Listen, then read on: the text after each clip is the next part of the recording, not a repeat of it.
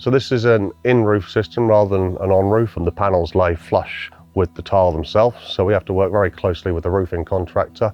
So after the roof has been felt and battened, we come and fit the panels, we put a flashing kit round them, and then the roofing contractor tiles up to them and makes it waterproof. There are two main reasons why people choose solar panels. Number one is financial and to save money. Number two is to help with your carbon footprint and help achieve net zero. I think when you're looking for a solar panel installer, you need to be looking for a well-established, reputable company, and one of the best ways you can do that is by checking online reviews.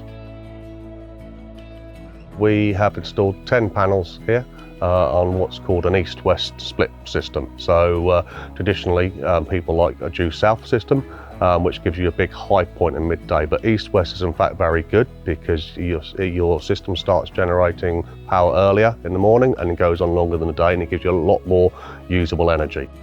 So you've got 10 panels up here. They're 395 watt panels, which are a 3.9 kilowatt system, which will produce about 3,000 kilowatt hours per year. Due to the load profile here, they've got an air source heat pump. We would estimate that will pay back in about 5 years, 5-6 years with a battery.